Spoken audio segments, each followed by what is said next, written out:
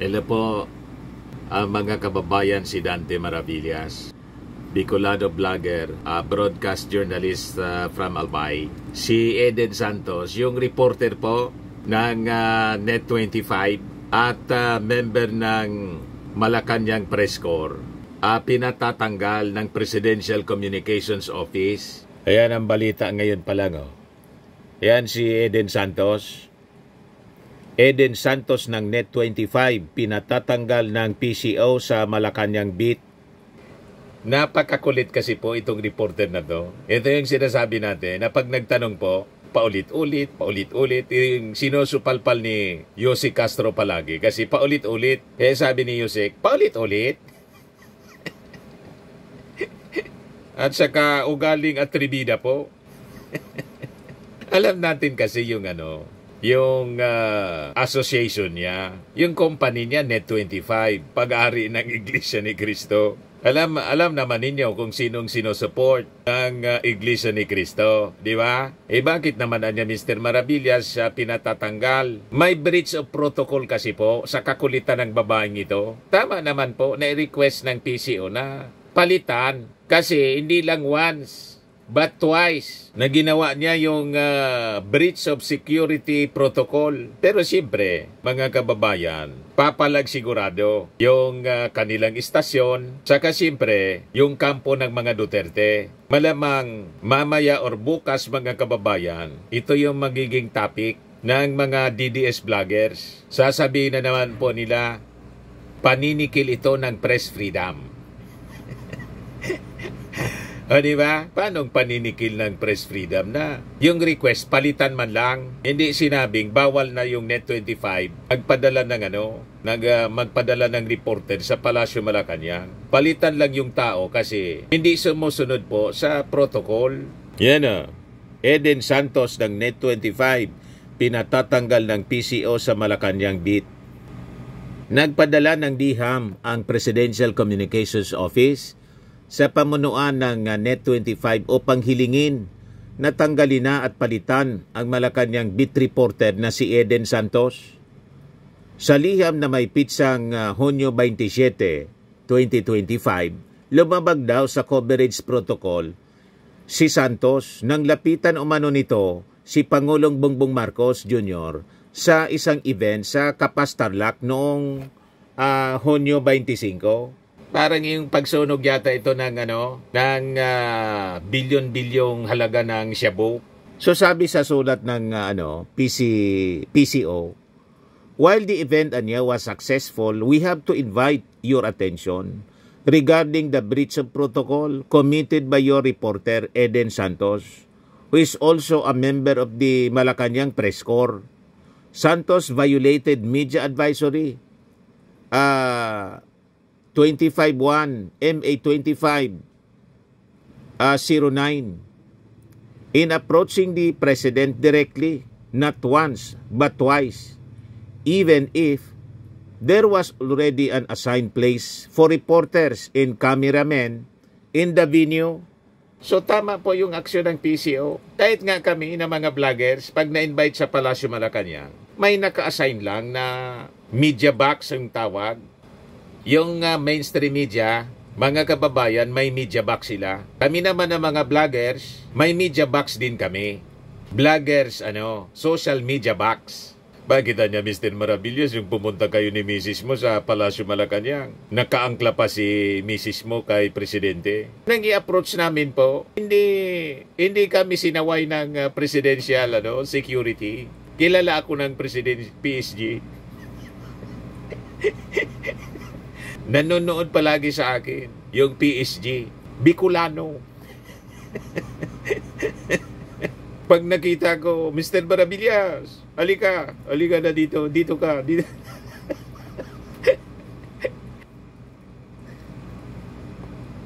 At saka lumapit naman kasi, mismong yung ating Pangulong Bongbong Marcos yung lumapit sa amin. Di ba? Yan ang pagkakaiba namin mga kababayan sa mainstream media. And siguro kung halimbawa yung presidente lumapit sa mga reporters mismo, pwede kayong lumapit ng direkta. Gano'n naman po, may protocol nga. At hindi lang isang beses mga kababayan, ginawa ito ni Miss Eden Santos 2 beses. Hindi naman po pwede mga kababayan na ilagay natin sa panganib yung ating Pangulo. Security protocol nga eh. Lalo pa yung si Eden Santos po, hindi man po hindi friendly. Diba? At alam na kung sino yung sinusupport ni Eden Santos. Kahit man po sino, mag-iingat, baka malusutan yung ating Pangulo. Kasi iba man ang Pangulo ni Eden Santos. Ang kinikilalang Pangulo, mga kababayan. Laging kontra po, yung mga tanong, laging balagbag. Pabalagbag. Pakinggan ninyo. Kaya hindi na natin to mapapakinggan mga kababayan kasi ni-request ng Palasyo Malacanang palitan niya ninyo itong reporter ninyo kasi pasaway. Not once but twice ginawa. So sabi ng PCO, strict courtesy niya in decorum dictate that when covering the President, a certain distance should be observed at all times. Ayon sa PCO, hindi umano ito ang unang pagkakataon na dumabag sa naturang protocol si Santos. Kaugnay nito, hiniling ng PCO sa Net25 na palitan si Santos.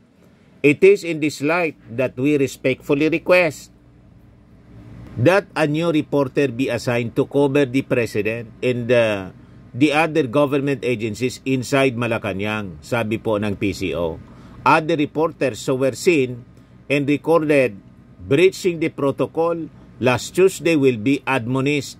Dagdag pa nila.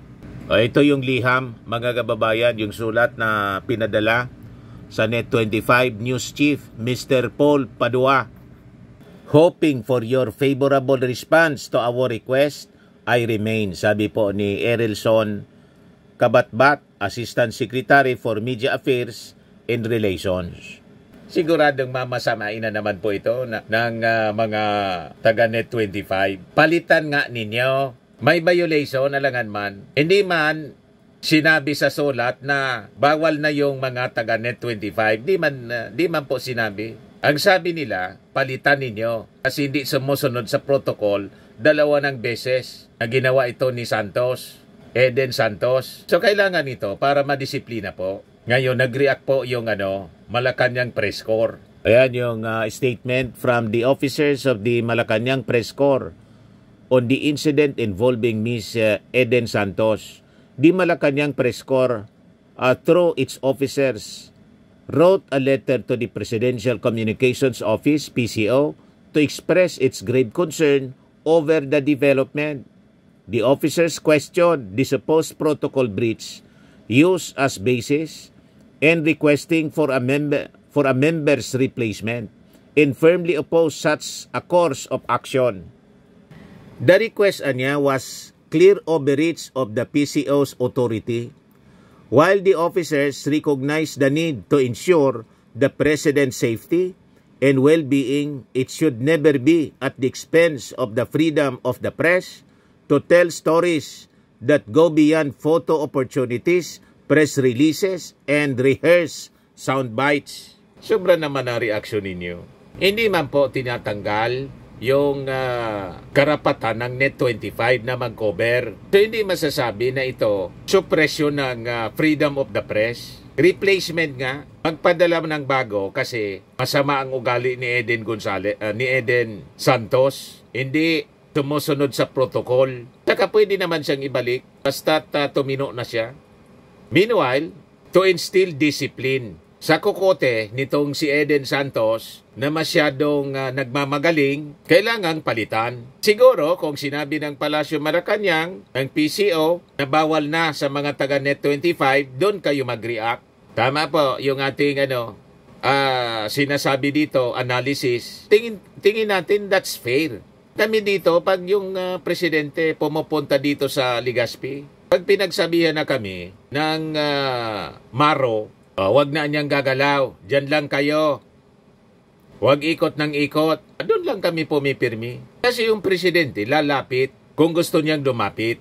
Gano'n naman, di ba, ang ginagawa ng ating Pangulong Bongbong? Pero kung ikaw mismo tatakbo ka para maka-scoop, direktang makapagtanong, gusto siguro ni Eden Santos makauna, gusto magbida-bida. Marami niyang ganyan sa mga taga-media. Gusto maka-scoop, unahan ko na niya. Ako na mismo yung lalapit. That is sa protocol po, security protocol. So alangan man, ilagay sa peligro yung buhay ng ating Pangulo. Yung ating Pangulo pa naman, left and right yung security threat dahil sa kanyang pinagagawa ngayon na kinakagalit ng iba. Di ba po? Yung sabi nila dito, the officers are hopeful that the matter will be resolved. Any manner that strikes a healthy balance between ensuring the president's safety and upholding a free press. Wala man pong sinisikil na pamamahayag, kaya nga pinapalitan. Magpadala na lang yung Net25 ng bago. Kung ayaw nila, di wag. Di ba? Hindi man yan kawala na Net25 po, konti man lang ang nanonood sa Net25 po. Hindi man siya number 1. Ewan ko kung ilan lang yung number ng Net25 mga kababayan. Pagdating sa ratings. So, nasanay kasi sila, mga kababayan, sa hindi pagsunod sa mga regulations. Bagong Pilipinas na po tayo. Sa ikauunlad ng bayan, disiplina ang kailangan. Malinaw po ang security protocol para sa Pangulo. At siguro, pwede pang mapalampas kung isang beses pa lang. Pangalawa na pala. So, kailangan talaga umaksyon yung PCO. Tama itong aksyon ng PCO. Mali itong posisyon ng mga kasama niyang reporter sa Malacanang Press Corps. Although the government and the media have clashing objectives, and despite the fact that journalists have different ways of performing the roles, all our decisions should be guided by rationality. Prudence should always be our watchword. Tapos karamihan sa mga tanong nitong si Eden Santos po, mga nonsense man. Narinig na ninyo siya ng tanong si Eden Santos? Mga nonsense? Mga mababaw na mga tanong? Di ba? Parang hindi po, journalist. Siguro, hindi pa ito matagal. At iwan ko kung naturuan ito ng maayos sa trabaho ng isang journalist, mga kababayan. Ngayon, yung mga page na trolls ng mga Duterte po, nag-react. Nagpakawala ng mga mabibigat na mga pananalita na puro saka-haka. Propaganda. Ayan o. A coward's gag order. Why Malacanang fears Eden Santos? Sino naman ang nagsabi sa inyo na yung Palasyo Malacanang natakot sa isang reporter na tulad ni Eden Santos?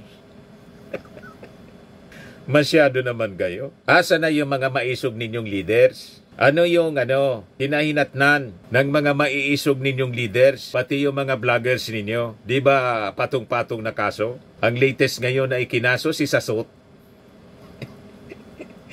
Kinasuhan ng cyber libel ni Commodore Tariela. Kahapon mga kababayan, ang nag-file ng kaso sa mga vloggers ng mga Duterte, si Risa Ontiveros.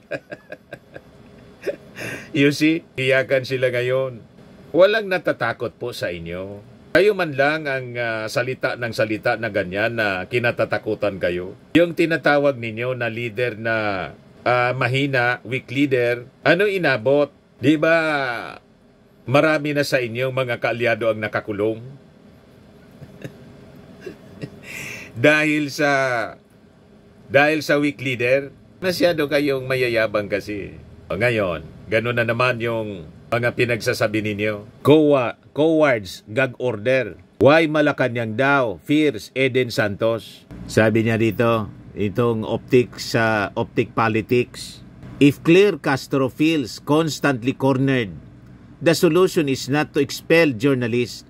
The solution is to study, to learn, to understand policy deeper than the scripts handed over by presidential speechwriters. Sadly, this is precisely what Castro appears unable or unwilling to do. Ibig bang sabihin ninyo, mas magaling si Eden Santos kaysa kay, kay Claire Castro na isang abogado? Hindi lang ordinaryong abogado, cum laude pa. Hindi try ninyo makipag-debate si Eden Santos kay Claire Castro. Laging ang supalpal pag nagtatanong. Sabi ni Claire Castro, paulit-ulit. Kaya kailangan palitan ninyo si Eden Santos kasi sayang ang panahon ng Palasyo Malacanang makipag-usap sa isang tulad ni Eden Santos. Makulit, paulit-ulit, na itanong na, itatanong uli, paulit-ulit, paulit-ulit. Mahilig kayo sa paulit-ulit. Sayang ng panahon na magpaliwanag sa inyong mga reporters na paulit-ulit yung tanong. Nasagot na, itatanong na naman. Palitan ninyo ang medyo matino ang pag-iisip. Organize ang thought, hindi lutang. Itong si Eden Santos, lutang, parang si Sara, paulit-ulit kung magsalita. Walang natatapos na trabaho sa kakadaldalang, paulit-ulit. O, di ba? In the end, the removal of Miss Eden Santos is not about security. It is about intellectual cowardice. An insecure press office led by Claire Castro, unable to defend an administration whose policies crumble when probed by real journalists. Masyado kayong assuming. I-try nga ninyo, open debate. I-try ninyong makipag-debate kay Claire Castro. Kung saan pulutin niya na pinagmamalikay ninyong si Eden Santos. Hindi nga makapagsalita ng straight. Ang tanong niya, mamaya, ikuhan ko sa inyo yung mga klase ng pagtatanong ni Eden Santos.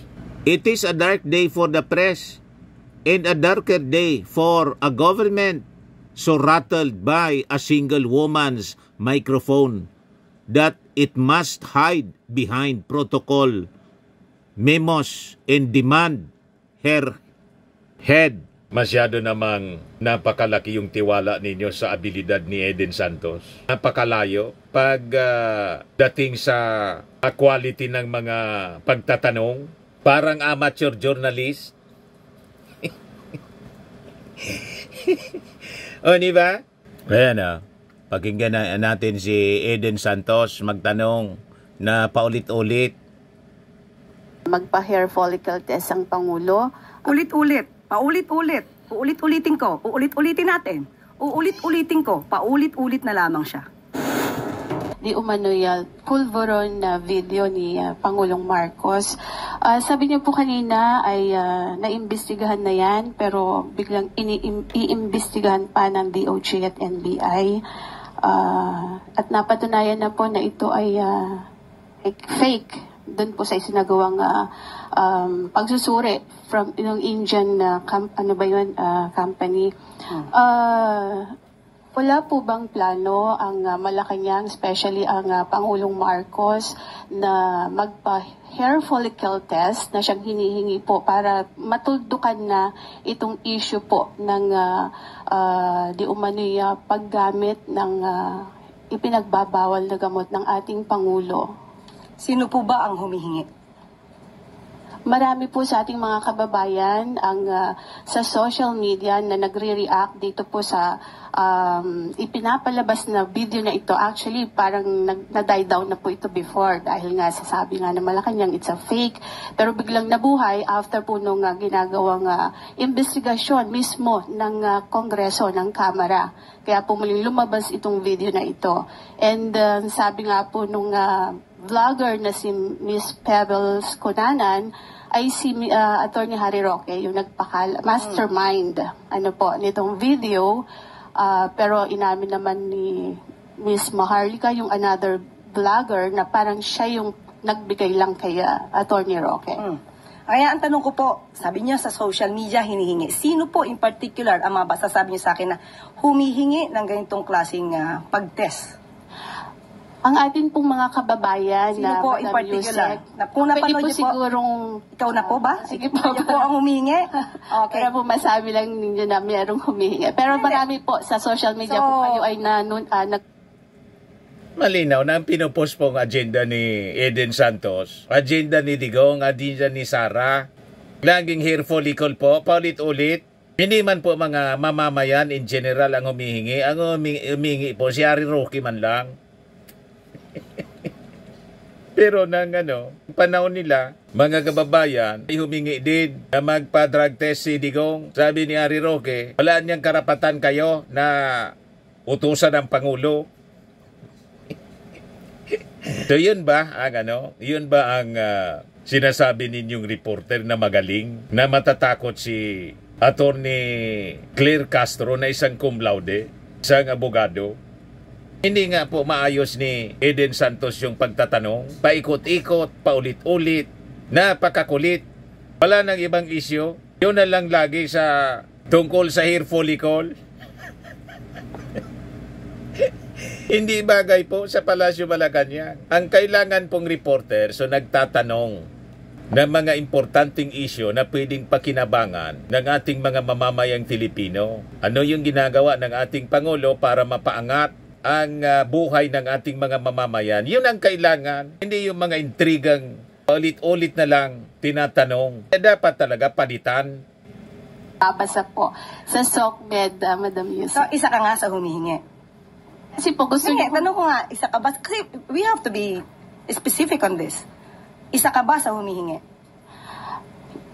Ang mga kababayan po natin. So, isa ka sa humihingi? Actually, I'm a journalist. Hindi Yes, naman po ako humihingi. Pero parang gusto ninyo na meron lang kayong basihan. Basihan. Of course. Kasi sabi niyo po kanina, ay napanood yun niya ata sa social. Opo, Madam Yusek, syempre kami po ay mga Pilipino rin. As a journalist, gusto po namin na hindi fake news. Yun pong aming ibabalita sa taong bayan. Okay, so humihingi po si Attorney Vic Rodriguez, di ba matagal na rin naman niyang hinihiling niyang hair follicle test. Okay, tanong Hair po natin. follicle na naman. Ano po ba ang basihan para sa paghingi at i-demand sa Pangulo ang isang hair follicle test? Ito po ba'y may pagbibintang na siya ay di umanong gumagamit ng illegal na droga? Kung may pagbibintang, liliwanagin po natin.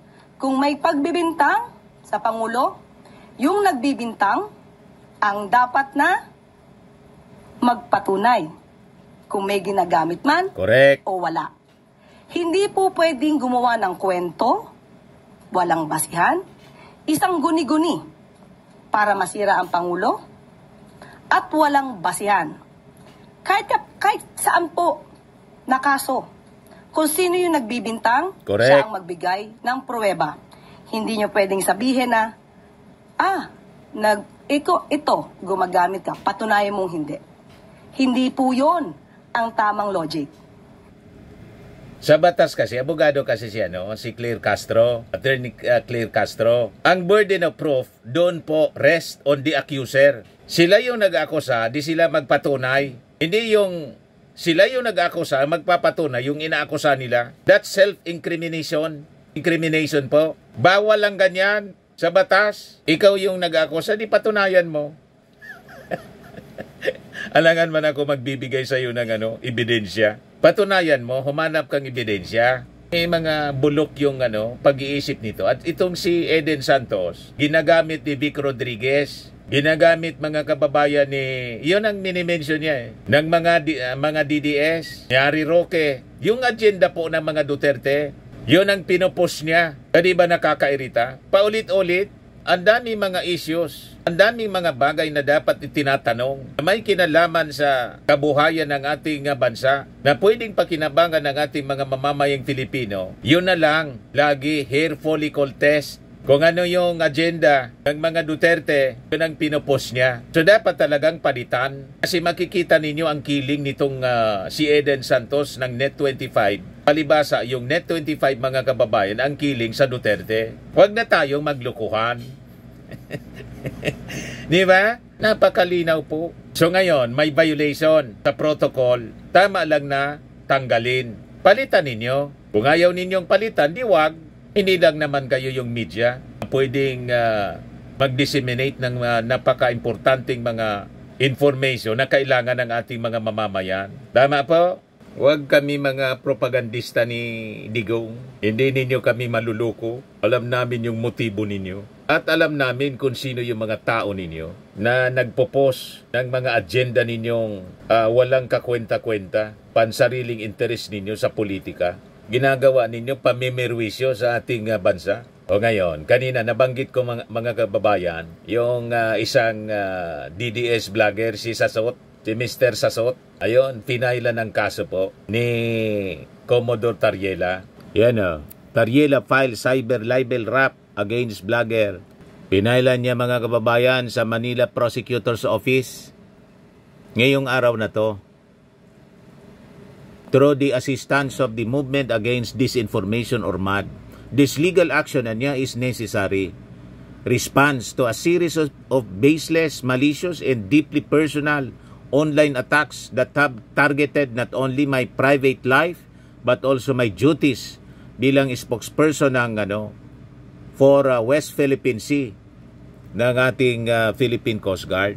Sabi po ni Commodore Tariela, while I fully respect niya the role of free speech in a democratic society, that freedom does not extend to the willful spread of disinformation, personal defamation, or efforts to erode public confidence through falsehoods. According to Tariela, Sasot made social media posts from July 2024 to October 2024 accusing him of bribery, corruption, and cheating. Tariela said that the blogger claimed he was receiving $4 million as talent fee from the United States allegedly to issue anti-China remarks in the West Philippine Sea dispute, as well as getting 3 bags filled with undeclared items from the home of House Speaker Ferdinand Martin Romualdez. So sabi po ni Tariela, ito niya aking desisyon to charge Sasot should be a reminder to the public that freedom of expression must always be anchored in truth, responsibility, and respect. This step niya is not solely about defending my name, it is about standing up for every public servant who silently endures online abuse and misrepresentation. I hope this case sends a clear message that truth matters and that those who serve the public deserve both respect and protection from malicious attacks. Sagot naman ni Sasot, Tariela is suing me for calling him a Philippine Military Academy cheater. He should have sued Major Edgardo Arevalo, who said in January 5, 2004, as reported by Philippine Star, that the committee found prima facie evidence that the 8 cadets, which includes Tariela, cheated in their Management Information Science class. Sabi ni Sasot sa kanyang post, under the judicial system, Commodore J. Tariela has all the right to file a case against anybody, Sasot stated. The blogger added that she will wait for the legal complaint to be served in her current residence, which is outside the Philippines, so she can file her response. Kahit saan ka pang lupalop, importante may kaso ka na ngayon. At sabi nga, pasasaat, aabutin ka ng mahabang kamay ng batas. Di ba? At pag naabot kayo ng mahabang kamay ng batas, iyakan yan siyempre. Mangingiyak-iyak kayo niyan. Tulad ni Tebes na paiyak nang makita yung kanyang nanay kasi nagtago siya sa ibang bansa.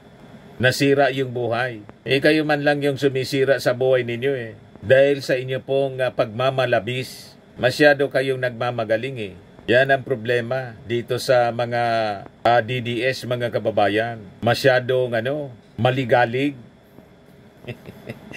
Tama ba?